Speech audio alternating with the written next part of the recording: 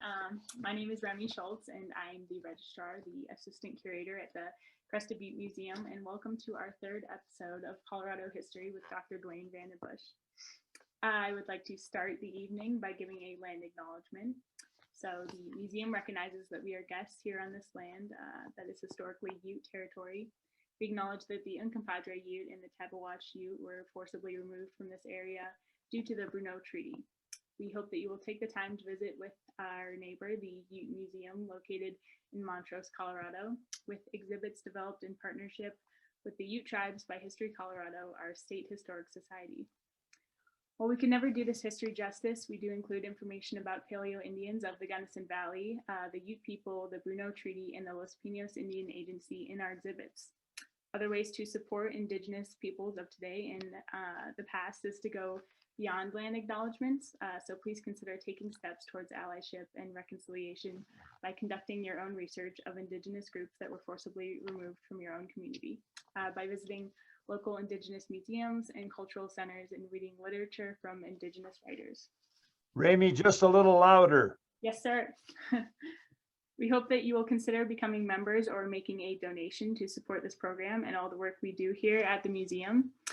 So you can do that by visiting our website, that's crestedbuttemuseum.com, or by calling us here at the museum. We also offer walking tours every Tuesday and Thursday at 9 a.m. or private walking tours for 3 or more can be scheduled at your convenience until the end of September. Starting in the middle of October, we will be closed Mondays and Tuesdays. This program is being recorded and will be available at crestedbuttemuseum.com and on our YouTube page located within. If you have any questions about our programming, visit crestedbuttemuseum.com or find us on Facebook, Instagram, or sign up for our newsletter. We will also always list our events in the newspaper. Thank you to our lead sponsor, Western Colorado University Foundation and Bill Petros. And we will have time for questions at the end of the talk, so please post them in the chat box and not the Q&A. We'll do the trivia there with Duane. I'd like to wrap up the introduction with a big thank you to everyone here tonight, as well as a thank you to our sponsors, the Western Colorado University Alumni Relations and Bill Petros. And take it away, Duane. Thank you, Remy. It's great to have everybody on board again tonight. As all of you know, I've mentioned a couple of times before that I'm a great supporter of the Crested Butte Museum and Western. And I hope all of you consider a contribution to either the Crested Butte Museum or to my scholarship fund at Western to benefit needy students. To donate to the museum, just go to crestedbuttemuseum.com, or for a donation to a scholarship, go to westernup.org. We got about 250 people on board, so I'm absolutely delighted that we have that many, and it's great to have all of you. These sessions are going to go on for 11 times. We are now on number 3, every Thursday, 7 o'clock. As usual, we've got a trivia question at the end, and Around the Gunnison Country book will be the prize for whoever answers first. Next week, we are going to talk about the mining frontier in Colorado: placer mining, lode mining, hydraulic mining, the 59er gold rush, gold and silver towns, and some of the great camps. Today, we're talking about the fur trading frontier in Colorado, which lasted a brief 35 years from 1807 to 1842, but was very important. The young country of the United States bought the Louisiana Territory from France in 1803 for $15 million, buying it from Napoleon. And now that we doubled the size of the nation, from the Mississippi River in the east to the Rocky Mountains in the west, and the Canadian border, the 49th parallel in the north, all the way to the Rio Grande River in the south, it was time to find out what was out there. What was the flora and fauna like? How tough were the Indians? Where did the rivers head? Where were the mountain passes? And was there a Northwest Passage to the West Coast? President Thomas Jefferson was determined to find out, and he sent 2 great expeditions into the West. one in 1804 and the other in 1806. The first was led by Meriwether Lewis and William Clark. Meriwether Lewis was Jefferson's personal secretary. William Clark was the brother of the great frontier hero George Rogers Clark. And the second expedition would be led by Zebulon Montgomery Pike. Lewis and Clark would look over the northern area of the Louisiana Purchase, Zebulon Pike the southern area. Both would have a great impact on an area that later would become known as Colorado. Lewis and Clark headed up the Missouri River out of St. Louis in May of 1804 with 55 men on a Pittsburgh keelboat. They spent the winter near where Bismarck, North Dakota is today. And there they met Sacagawea, a 16-year-old Shoshone girl who had been taken captive by the Mandan Indians of the Dakotas. Lewis and Clark learned that her tribe had been living in the West, were from the West, where they were heading along the Missouri River. And so they convinced Sacagawea, who was pregnant, to accompany them because she knew the region where Lewis and Clark were heading. The Missouri River looked like a possible northwest passage to the coast as it ran straight to the west from the Dakotas until it got to a town today called Great Falls, Montana. And there it dropped over an 80-foot waterfall and went straight south. The disappointed Lewis and Clark named the three forks of the Missouri River the head of the Missouri after the prominent politicians of the day, Jefferson, Madison, and Gallatin. And they now knew there was no northwest passage that would take them out to the Pacific Ocean. The Missouri River wouldn't do it. Just to the west, Sacagawea was reunited with her Shoshone tribe, who told Lewis and Clark not to follow the Salmon River west because it was, as they put it, the river of no return, that it would wind up in canyons that one couldn't get out of. Lewis and Clark instead went over Lemhi and Lolo passes, hit the Clearwater River, and then the Columbia all the way out to the coast. After a miserable winter on the coast with rain and sleet and snow and very cold weather, they returned back home to St. Louis following roughly the same track they had taken out in 1806. They had not found a northwest passage. They did learn the Indians were dangerous, and they had learned much of the flora and the fauna. But it was an incidental bit of knowledge they brought back that would have a major impact on Colorado and the West. The mountains, said Lewis and Clark, were teeming with beaver. As Lewis and Clark returned to St. Louis in 1806, 26-year-old Lieutenant Zebulon Montgomery Pike was heading west to scout the southern area of the Louisiana Purchase. Pike was a veteran explorer, having searched the headwaters of the Mississippi River the previous year. He left St. Louis in July of 1806 with 22 men. He was astonished by the Great Plains, and he compared it to, quote, sandy deserts of Africa, unquote. Pike entered present-day Colorado in November of 1806 and sighted the Rocky Mountains.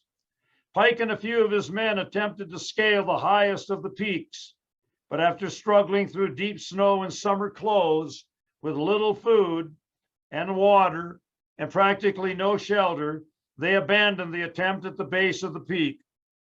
The mountain they failed to climb would always be known from that time on as Pike's Peak, after the explorer himself, and it became a beacon for many miners and settlers and fur traders who later on headed west. Pike's instructions as he headed out had been to find the headwaters of the Arkansas and the Red Rivers, gauge the Indian strength of the region, check out the flora and the fauna, and perhaps find out how strong Spain was in the Louisiana area. Zebulon Pike followed the Arkansas River to the Royal Gorge, and then, no way he was going through the gorge. He was forced to turn north into South Park. From there over Trout Creek Pass, where he hit a river going north, and he believed he had found the Red River. He had not. The Arkansas River does something kind of strange. It runs parallel to the Sawatch Range all the way 11 miles north of present-day Leadville, where it heads off Fremont Pass. so it's easy to find out why Pike might have been confused. It then turns east at today's Salida. With his men cold and hungry, Zebulon Pike shot a buffalo and had a winter feast in the year 1806 on Christmas Day. And as you go from Poncha Springs up towards Buena Vista today, on the left side of the road, about 5 miles out of Poncha, there is a sign, a commemorative statement showing the exact spot where Pike and his men shot a buffalo and had a feast on Christmas Day. When Pike followed the Arkansas River, he came back to the same place that he had been weeks before, the other side of the Royal Gorge. Disappointed, he now crossed to the Rio Grande near a little place in today's Colorado called La Jara. And there he was taken prisoner by Spanish troops coming in from Santa Fe. He was taken to Chihuahua, Mexico, and interrogated. And eventually his papers were confiscated, and he and his men were released near Natchitoches, Louisiana in July of 1807, Spain not wanting to create an international incident. Pike's expedition has always been shrouded in mystery. It was said that he didn't know where he was going when he headed out. He didn't know where he was when he got there, and he didn't know where he had been when he got back. Pike may have been on an honest exploring expedition and gotten lost. He also may have been out west to gauge the strength of Spain in the region, or he may have been involved with the Aaron Burr conspiracy to separate part of the Louisiana Territory into a separate nation with Aaron Burr, the current vice president, at the head. Aaron Burr later on was tried for treason. We'll never know the true meaning of Pike's expedition in the West because he was killed at the age of 33 in 1813 during the War of 1812 in the Battle for Toronto. However, his report on where he had been echoed that of Lewis and Clark. The mountains, said the report by Zebulon Pike, were teeming with beaver. The reports of Lewis and Clark and Zebulon Pike meant that there was great wealth to be gained in the West. And in July of 1807, every Tom, Dick, and Harry came to St. Louis to jump off into beaver territory. One beaver pelt sold for $7. A small fortune by today's prices. The famed French Coeur de Bois, the Knights of the Wilderness, along the St. Lawrence River and the Great Lakes, had been the first to trap in the 1600s. And then they went down the Mississippi River, which is a French name. And if you go down the Mississippi River today, starting in Minnesota, you'll see all the old French fur trading posts, which now are towns. Faribault and St. Paul, Minnesota, Fond du Lac, Eau Claire, and La Crosse, Wisconsin, Dubuque, Des Moines, and Prairie du Chien in Iowa, Cape Girardeau and St. Louis in Missouri, and New Orleans and Baton Rouge in Louisiana. Then came the Spanish, who also trapped in their area south of the Arkansas River.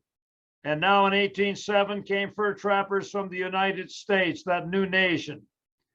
The great era of the fur trade was fleeting, only 1807 to 1842, but it was immense importance to Colorado and the US.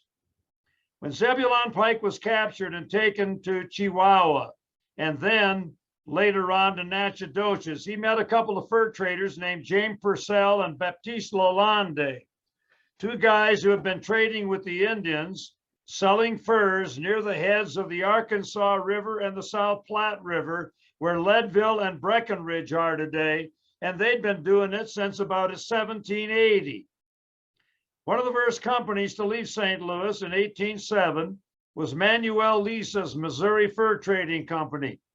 It sent men to the head of the Missouri River, the Arkansas River, and in the mysterious Gunnison country on the western slope, west of the Continental Divide. Ezekiel Williams was the leader of the Colorado Party, and he trapped extensively in what is Colorado and the Gunnison country today.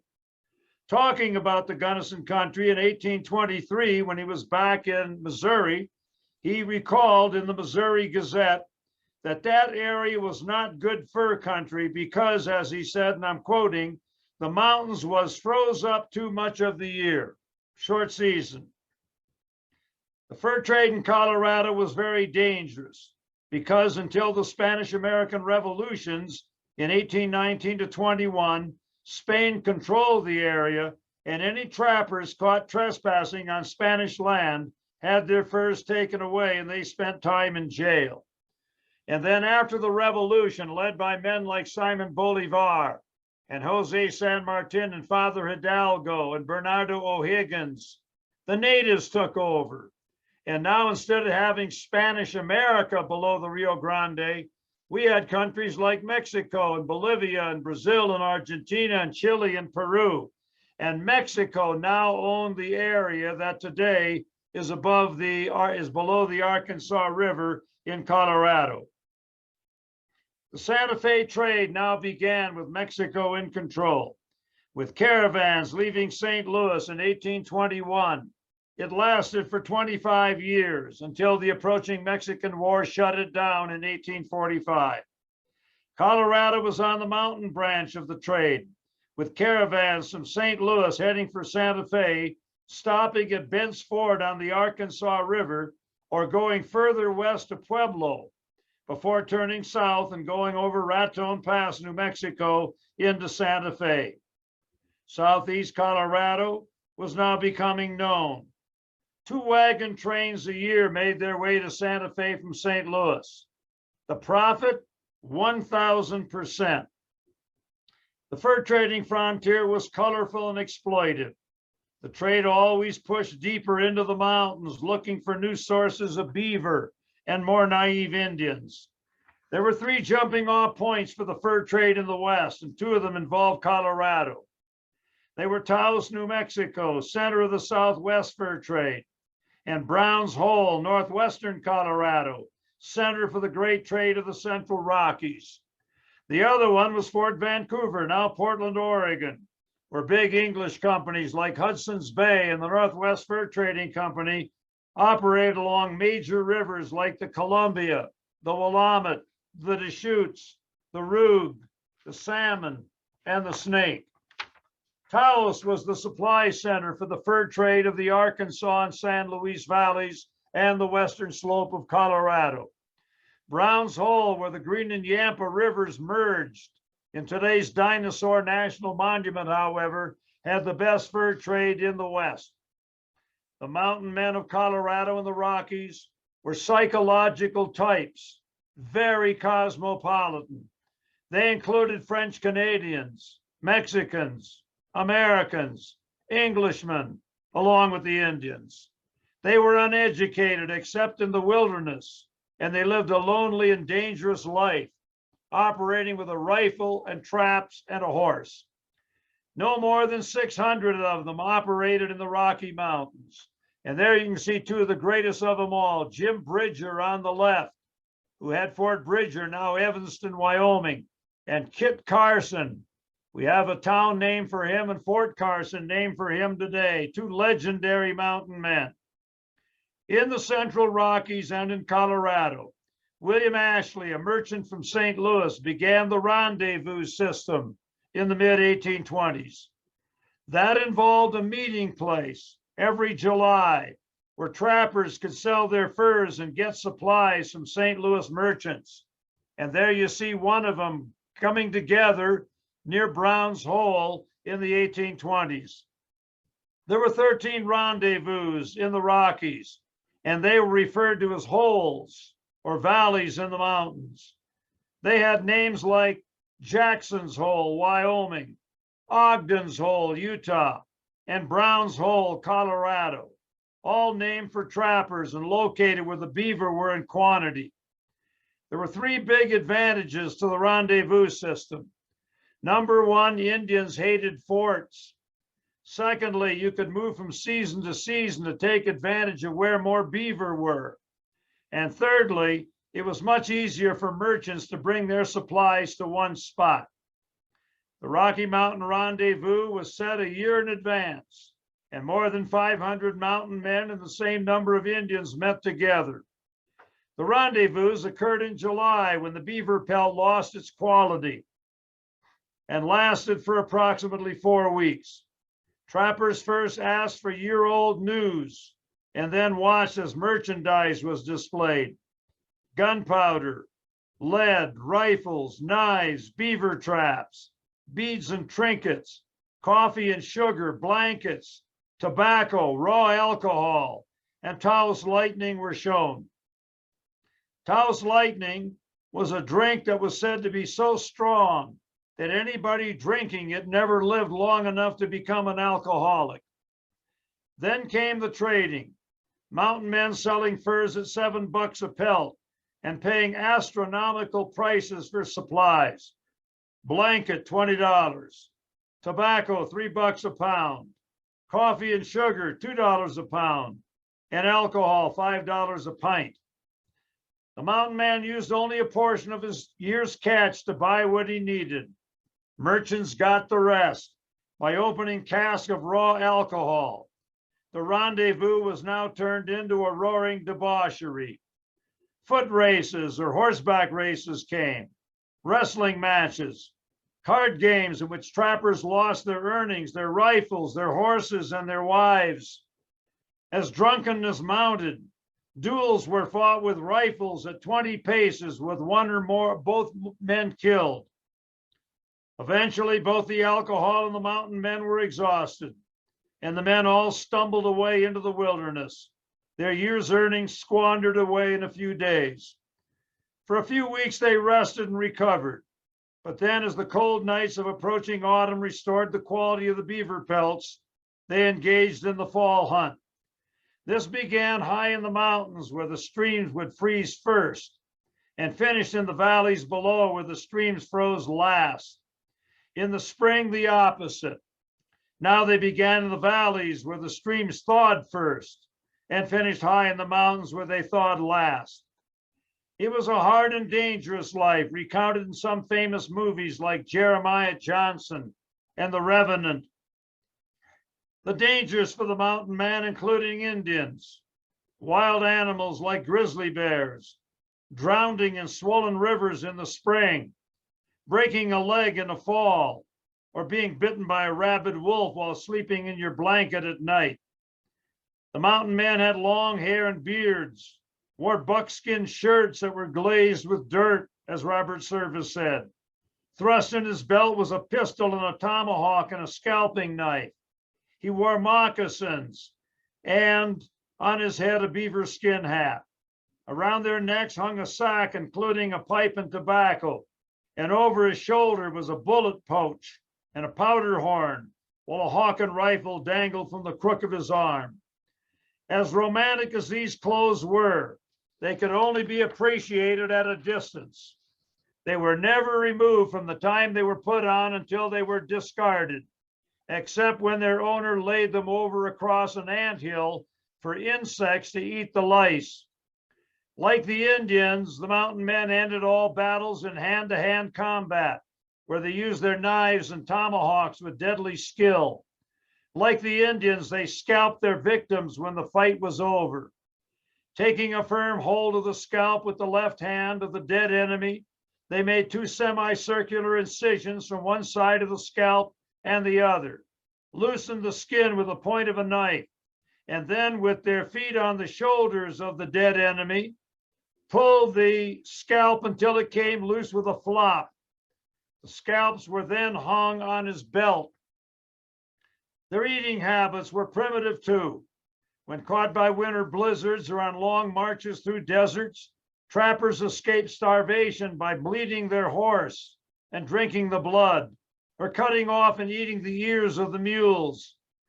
One old mountain man recalled, and I quote, "I've held my hands in an anthill until they were covered with ants, then licked them off." In our country, the large black crickets were considered fair game. We took a kettle of hot water, would catch them, throw them in, and when they stopped kicking, eat them. In spring, summer, and fall, the mountain men ate like kings, savage kings. About a fire of buffalo dung or buffalo chips, they called it. They flavored that over wood because of the peppery flavor imparted to the meat The mountain men piled row on row of hump ribs. While these sizzled temptingly, the mountain men drank some of the blood, then ate the liver raw. Then the men worked on the ribs and the tenderloin. A prized portion was the fleece, the inch-thick layer of fat beneath the buffalo hide. Scarcely less tempting were the intestines, which were roasted in the fire until puffed with heat and fat, then coiled on a blanket and gulped down without chewing. On such an occasion, two trappers would start on the opposite ends of a pile of intestines and work their way towards the middle, each eating faster and faster to get his share and yelling to the other to feed fair. Mountain men had a little respect for the lives of their foes, the Indians. On one occasion, the mountain men fired a thicket where Blackfeet Indians were chased into. All but one of the natives was killed. The young trapper took aim to kill him, only to have his rifle knocked away by an old mountaineer who said, and I quote, "If you kill that Indian, he won't be able to tell his tribe who killed their war party. Otherwise, they might never know. They got to learn to respect decent Christians." Well, it was probably a dodge to say that the mountain men were decent Christians. Great mountain men operated out of Taos on the western slope of Colorado. They included Kit Carson, who later on became commandant at Fort Garland in the San Luis Valley, Jim Bridger, and the great Jedediah Smith. Some of the mountain men were well educated, like Jedediah Smith, who ran a freighter on the Great Lakes. However, they all had one thing in common. They were loners. They did not like civilization. Some lost themselves in the wilderness because they had committed murder back east or left a wife back there. By the 1820s, William Ashley had become rich with his Rocky Mountain Fur Trading Company and his rendezvous. And so had Manuel Lisa with the Missouri Fur Trading Company. But the handwriting was on the wall. Beaver were getting to get scarce because of the overtrapping of the streams.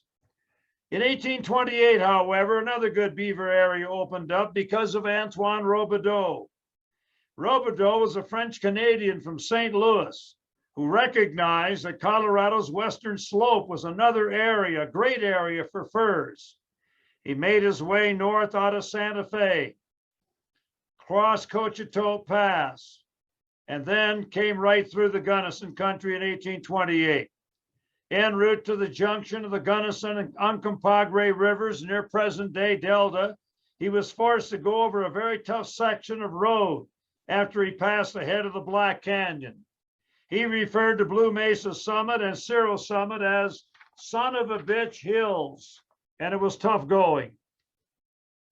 Robideau built a fort named after him at the junction of the Gunnison and Uncompahgre, and it served as a fur trading post until 1844, when the fur trade finally ended. Trappers worked along the rivers of the area, the Colorado, the Animas, the Gunnison, and the Uncompahgre. Today, a replica of the fort has been constructed at the present town of Delta. Another fort was built in 1837 near the juncture of the Green and Yampa rivers in today's Dinosaur National Monument. It was named Fort Davy Crockett for the frontiersman killed in the Battle of the Alamo the year before. It was so isolated, however, that trappers called it Fort Misery, and it shut down in 1840. The building of forts in Colorado was delayed until after the great years of trapping. By the year 1830, the fur trade in Colorado and the West was beginning to fade. The streams had been overtrapped.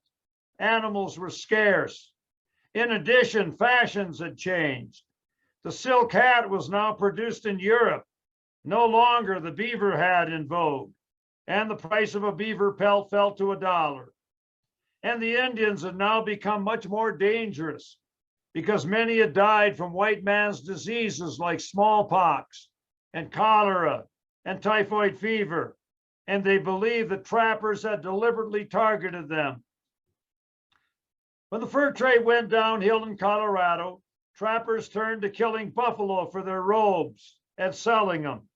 This necessitated forts. because the robes were too heavy to carry around.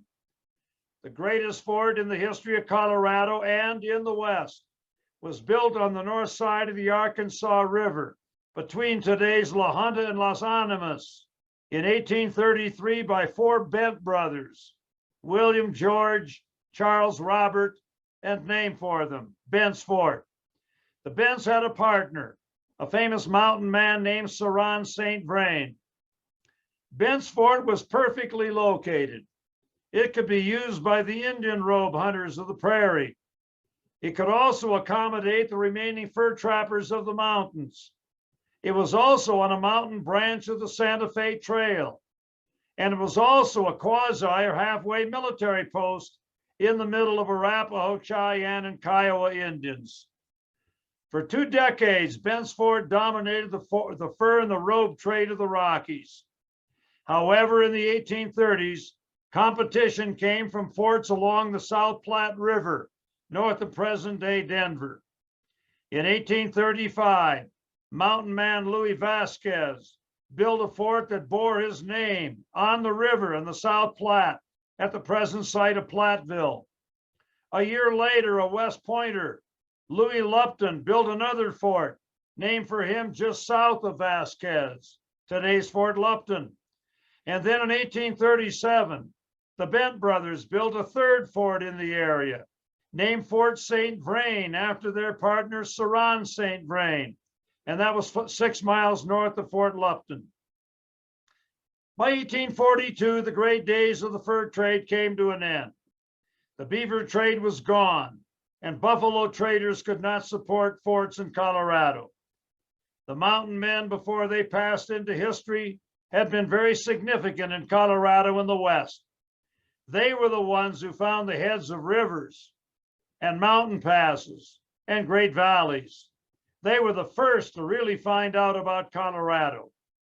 The mountain men also destroyed much of the power of the Indian by disease and alcohol and killing the buffalo the Indian depended upon. They also banished some of the great American desert concept of the West.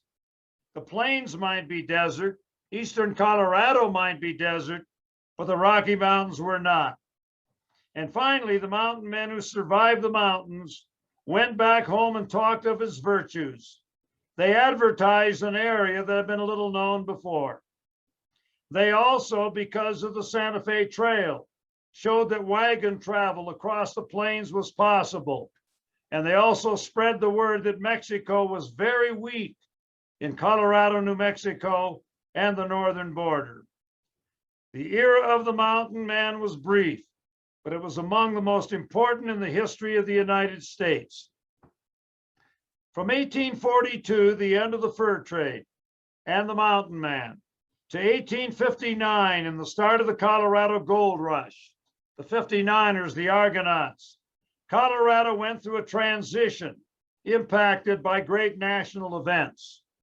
During that time, Texas entered the Union.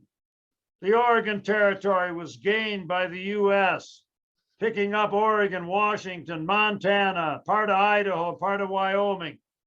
The Mexican War had been fought and won with the U.S. getting the Southwest, California, Arizona, the Arkansas River area, Colorado, Utah. And on top of that, the California Gold Rush had taken place with 49ers coming in with 100,000 people by the year 1859. Colorado from 1842 to 59 was void of population. Aside from Indians, only a few forts remained, along with sleepy Mexico villages in the south with names like Conejos and San Luis. The area remained largely unknown, with no attractions to bring people in. The great historian Frederick Jackson Turner, in his Significance of the Frontier in American History, had once said, to get large numbers of people moving from one area to another, you had to have something expelling them and something attracting them. And that hadn't happened yet in Colorado. John Fremont, the famous path marker of the West, and John Gunnison searched for a good transcontinental railroad in the region in the 1850s, but they found no good low passes. and very difficult terrain, along with plenty of snow and bad weather. Then in 1859 came the Colorado Gold Rush that we're going to talk about next time. That sent 100,000 people from the Midwest towards Colorado. Suddenly, the Pikes Peak country was the place to be. As I said, we'll talk about that next time. Following the Civil War's end in 1865, eyes turned toward Colorado and the West. There were rumors about the area, about a wild river going through a tremendous canyon that ran God knows where, Indians living in the walls of canyons, and hot water shooting 100 feet into the air somewhere in the West. Surely these rumors couldn't be true. Other rumors told of gold, the 7 cities of gold, the Gran Quivira, great farmland, and a wonderful climate. No one knew if any of this were true. Only explorers like Pike and Lewis and Clark and Stephen Long and railroad men like Gunnison and Fremont had ever been out there, but they passed through quickly without much knowledge of the region. What was needed now was a scientific study over many years to find out the truth. And that came about when the United States government financed the great surveys of the American West from 1867 to 79. And I'm going to tell you all about a great book written by a great friend of mine named Richard Bartlett, who has passed away. One of the greatest books I've ever read, and it's called The Great Surveys of the American West. Brilliantly done, very easy to read, great photographs. You're going to see some of them coming up. These surveys of the American West would include zoologists, botanists, biologists, ornithologists, painters, photographers, and journalists. There you see Franklin Rhoda and A.D. Wilson on top of Salton Mountain outside of Silverton. Soon the mysteries of Colorado and the West would be solved, and road builders and timber barons and miners would take over. The 4 surveys were led by Clarence Rivers King and George Montague Wheeler, working for the War Department, and John Wesley Powell and Ferdinand Vanderveer Hayden, working for the Department of the Interior. And there you can see the Hayden survey in Colorado in 1874. All directly or indirectly involved Colorado. John Wesley Powell became famous for the first to travel the length of the Colorado River in 1869, and for his great paper, Arid Regions of the West, in which he would question ways of doing business in arid Colorado and the West. Much more about that when we get to the water lecture. Clarence Rivers King exposed the diamond hoax in the northwestern part of Colorado. One member of the Wheeler survey, William Marshall, had an abscessed tooth in 1873, and he had to get from Santa Fe to Denver in a hurry to have it removed. He took a shortcut to save time to get there and went over a pass that he had been over a little earlier that bears his name today, between Poncha Springs and Gunnison, Marshall Pass, the pass the Rio Grande Railroad took to cross the divide in 1881. You're looking at the great John Wesley Powell right there. But the man who had the most impact on Colorado was Ferdinand Vanderveer Hayden. His survey was the first to report the cliff dwellings of Mesa Verde to the world, and his photographer, William H. Jackson, was the first to take photographs of them. Hayden also spent a lot of time in today's Gunnison country. In 1874, he was on top of Mount Teocalli at 13,208 feet, and he spied 2 high mountains to the north, and he named them the Crested Buttes. Later on, they decided that one mountain more resembled a Gothic cathedral, and they named it Gothic Peak at over 12,500 feet. And then they dropped the S off of Buttes, and they named the other mountain Crested Butte because it resembled the crest of a Spanish helmet at 12,171 feet.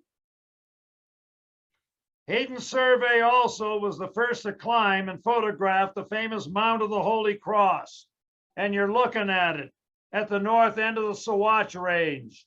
The only 14er in that 15 mountains of the Sawatch Range that's on the western slope.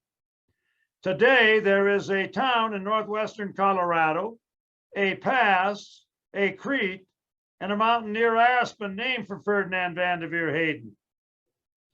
In 1867, at the start of those great surveys, men had asked, what lies out there? There are a couple of men looking out over the Grand Canyon 3,000 feet below.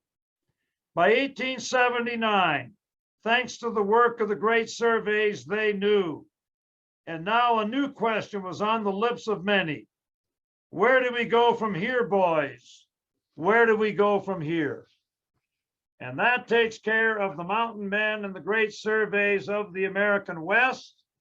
And now Remy is going to come back on and tell everybody again how you're going to answer the trivia question, which I'm about ready to give. And it's first come, first serve. Whoever wins gets around the Gunnison Country book.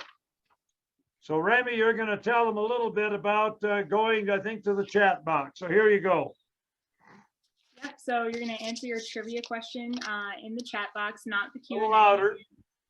Oh, you'll answer in the chat box and not the Q&A. And whoever answers first, if you could please email me. We'll just go on the honesty rule there. It's registrar@crestedbuttemuseum.com. And we will get your gift sent off to you. All right, here we go. Here is the question. First come, first serve. I want the name of the great rendezvous that existed in today's Dinosaur National Monument in extreme northwestern Colorado. We await the answer. Hey, Yeah. who got that? Bill Grierson. Grierson, I think, was first. All righty. Tremendous, Bill. That was very, boy, a lot of people answered right away. Bill Grierson got it. We will get, a little later, Bill, we'll get your email address or your physical address. Everybody did a great job. And that was very good. I want to remind everybody that Western's Homecoming is coming up from the 8th to the 10th of October. They got a 50-year celebration for the class of 70 and 71. And I look forward to see a lot of the alums on campus. Also, as part of Homecoming, there's a grand opening of the Paul Rady Building. And that's the home of the new Computer Science and Engineering Building. And that'll be Friday, October the 8th at 6 o'clock. Now, for those of you on board, at 6:45, those of you are going to be here, I'm going to give a slideshow on the history of Western from 1911 to the present. That's going to be at 6:45 in the Rady Building. Any comments or questions right now, hit the chat box and I'll try to answer. Great to have everybody on board.